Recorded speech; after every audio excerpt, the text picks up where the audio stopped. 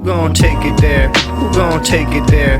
Who gon' take it there? Who gon' take it there? Electricity, electricity, electricity, electricity. You know what's in the air. You know what's in the air. You know what's in the air. You know what's in the air. It's possibility. It's possibility. It's possibility. It's possibility.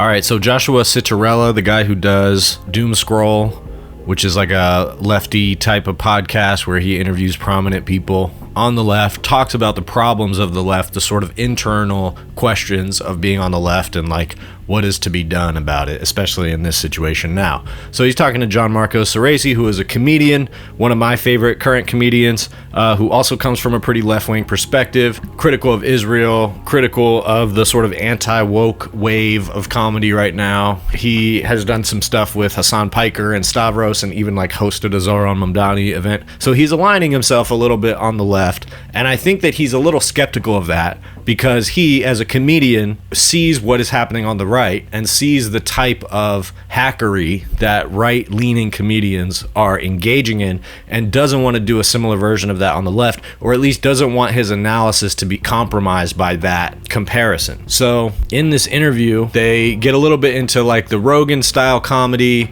and right-wing comedy in general, as well as some of these interviews that were done with politicians that people like Theo and Andrew Schulz did with politicians who both get mentioned by name in this interview, and specifically is making that point of distinction between what he doesn't want to find himself doing as a podcaster and comedian. So I thought that was an interesting perspective. Check that out real quick. We once had a wrestler on, like a professional wrestler. Mm-hmm. And I don't think he fully understood, because at the beginning he was doing the interview like in his character. And I was like, well, there's a shallowness here that we're not doing the podcast. And I very, stuck to my guns of like gradually gotten to be like, I'm not talking to this character. I need to have a conversation with you. Okay. That's what talking to a politician is. When JD Vance comes on Theo Von's podcast, like they're good at presenting what seems like a real conversation between two human beings. Mm-hmm. And I think I go to Theo Von, I go, fuck you, why are you providing that to this person who's not telling you the whole truth? We know that based on, him calling Trump Hitler in 20 whatever, and now he's this, or Theo Von will do one video where he's crying because he feels bad for Palestinian kids, and then has on JD Vance and doesn't bring it up once. Like, you are lying to your audience. And I don't want to lie to my audience. I don't want to lie to myself. I don't want to have politicians. I honestly don't want to know politicians too well that I would be scared to criticize them. And of course I've been tempted. I spoke at one of Zoran's rallies, and I said, okay, it's the city that I live in. He can't be president. And I met him, and he was you get it, charismatic and charming, and I was starstruck, and I would at other opportunities, should it be available, probably do something again. But if I start having someone on my podcast, suddenly I feel responsible for their decisions. If I know them personally, I might be more hesitant to go, fuck this guy, or really criticize, or really be a comedian about it. I didn't like Andrew Schulz having Trump on the pod because I go, well, you're not gonna talk to him about Epstein. You're not gonna talk to him about these things. He is horrible. He is a terrible interviewer, and his political takes are garbage. So yes, his platform will just be utilized, but that's why people are allergic to platform. It'd be fine. I mean, this is why I go like the I need boys to step with away. Netanyahu. Yeah, this is why. Yeah, of course. Literal fucking Mossad agents in the background. And that's why it is tough. Where it's like, if you're gonna. That's why I go, I want to stay away from politicians, because I can have someone on who I disagree with politically if I can go to their face. If I can't go to their face, fuck Yeah, so you. Some pretty direct words there. This is obviously stuff Gianmarco has talked about before, but in this context, it stands out a little bit more. Clearly, he was willing to put some names behind what he's saying, and he has his niche when it comes to comedy, and talks a lot in this interview about how he doesn't want to pander to like the left side of this conversation either, and how he challenges that as a comedian and tries to like maintain a space that is challenging from all perspectives. So essentially what he's saying here is that people like Theo Von and Andrew Schulz, because of their closeness with people like JD Vance, people that they want to continue coming on their podcast, that's an under-discussed element of this, that it's an opportunity for you when you want to have JD Vance on and they're willing to come on your podcast because they heard about it or because the numbers are there or whatever. And you want to maintain that relationship. You want to maintain the possibility of bringing that person back on in the future because it makes your podcast or your show more prominent and makes you taken more seriously. And you've seen Andrew Schulz reveling in this, like reveling in the idea that he's considered a journalist and blah, blah, blah. So clearly they like that and they like the prestige that comes with it. And so Gianmarco's saying that that incentivizes them not to actually criticize these politicians. And you see this a lot with Rogan because Trump said recently that, you know, he had some kind of call with Joe. I think Trump just says things like that, but I also believe it at the same time. They've been at multiple events together, and Rogan, while he has lightly criticized Trump a couple times, he's never made any effort to really distance himself from Trump. So clearly the possibility is open for him having him on the podcast in the future, and maybe Joe wants to be able to be in his ear about certain things. I mean, that's how politics works. And so gaining that type of influence through comedy, naturally, it compromises your comedy a bit. Obviously, I'm more concerned about the type of people that are gaining prominence that way and the type of stuff that they are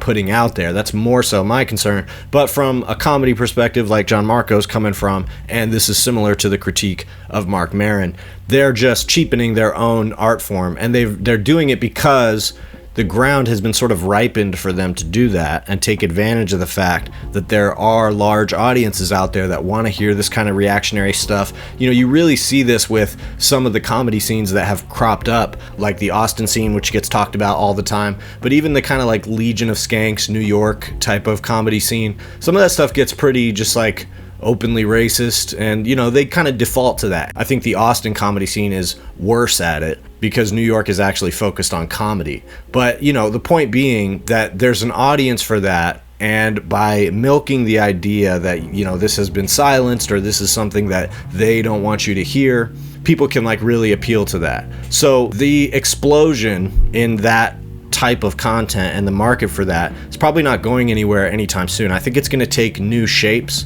and the war currently and its attachment to Israel is going to definitely reshape this conversation. And so we're going to see a shift in a lot of these podcast bros and also just the general narrative, the zeitgeist. You're going to see more of these right-leaning type of people that are going to start to understand the more left-wing argument when it comes to war specifically about the nature of America's participation abroad. So it's leading to this conversation about the actual power structures in place that made this happen, even though Trump said this is the opposite of what he was going to do. And the truth is that the impression behind Kamala Harris is that this is essentially the same thing that would happen, even if it wasn't this war. It's that the corporate and military and pharmaceutical conglomeration of America is ultimately going to be calling the shots. And so it's going to lead to the same type of policy, whether you have Democrats or Republicans in charge. So that's the perception of the American people. And so they're seeing this happen again. And so I think that's going to lead to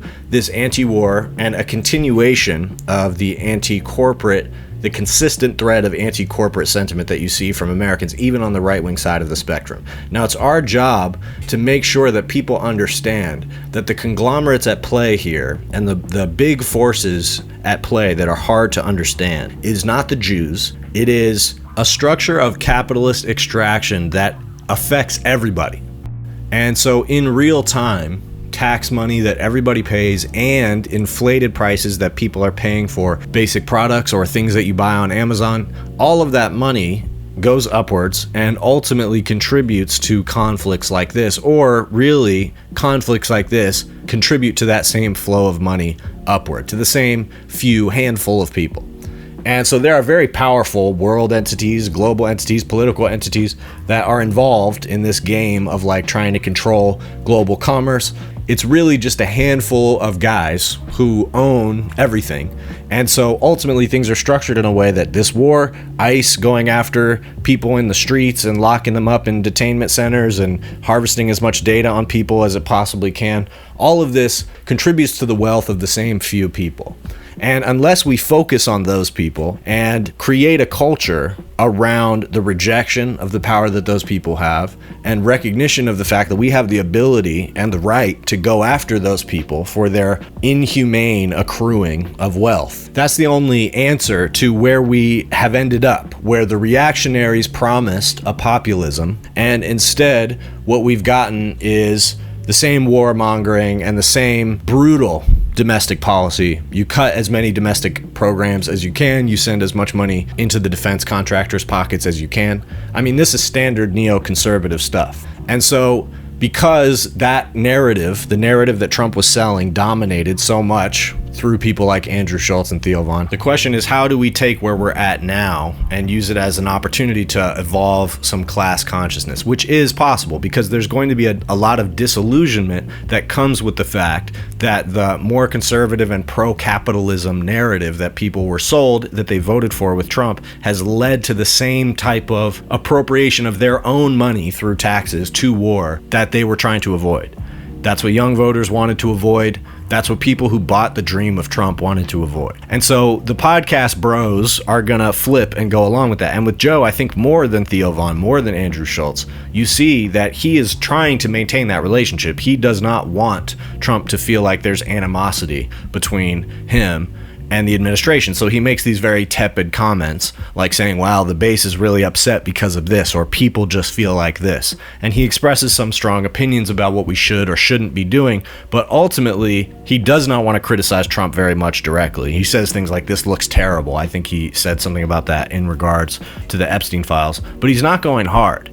And it's because he wants to maintain that relationship, and he sees opportunity, he sees wealth, and he sees power in the ecosystem that Trump creates. And that's the reality, is that a lot of these podcast bros, they created their own ecosystem that the politicians wanted to use, but those politicians also had their own ecosystems that those podcasters benefit from. So they're all a part of the same thing now. And you saw that with Tony Hinchcliffe too, with that failed rally that he did where he made the joke about Puerto Ricans, and that didn't go that well for him, but it still is.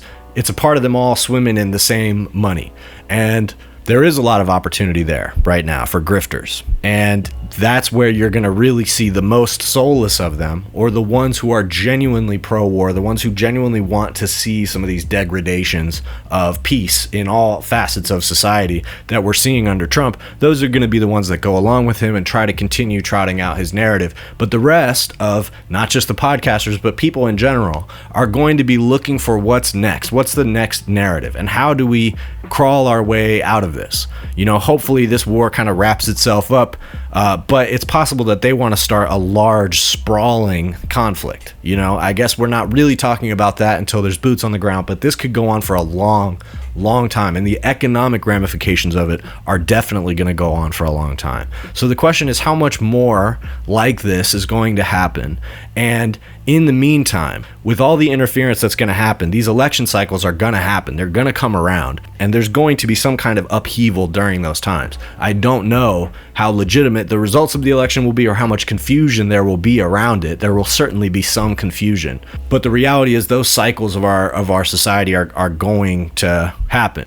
And so what I like about the Doomscroll podcast is that this guy's really trying to talk about like where the flaws in left-wing arguments and strategy are, and like why we've fallen into this position where we're kind of on the back foot and not understanding how to communicate with the masses as well as we thought. Certainly when it comes to being actually left-wing, there's no narrative dominance. There's a broad consensus on many issues. People agree with the left on a lot of things, but there's no cohesion of that narrative whatsoever. And so it seems like Citarella's motivation is to try to solve for that a little bit and to figure out how the left can be more practical and like think of itself more as something that needs to be effective and culturally effective. And that's what I try to emphasize here, is that a big part of the reason the podcast bros and the Theo Vons and the Schultzes were able to create an ecosystem is because it's more attached to lifestyle. People don't see them as political figures or people that are expressing a political agenda, but they see them as people they can relate to and even look up to. And in the case case of Joe Rogan, it's all these experiments, all these health experiments and exercise and stuff like that.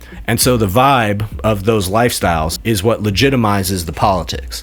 And there's going to be an enormous amount of space for that because war always sparks counterculture. And, you know, people are going to be attracted to that naturally. Now, the challenge in America is doing that in a way that actually challenges the momentum of this war and tries to actually force those in power to unwind it. And so that's where it's good that there are many people on the right, at least vocally, who oppose this. There are people in the MAGA base who do not oppose this at all. There's a ton of MAGA support for this. But when it comes to the other elements of the coalition that kind of latched on and made Trump more viable, there's at least some discontent there. So we'll see if the cultural issues that have gotten Trump through to this point are going to be enough to pull people through some of the worst aspects of his actual governing. I think it'll be quite powerful. But the first time this happened, people were sick of Trump by the time the term was over. So again, the next election is going to be a fucking mess. But currently, Republicans are not going in a direction where they can sustain enough momentum to even win a fake election.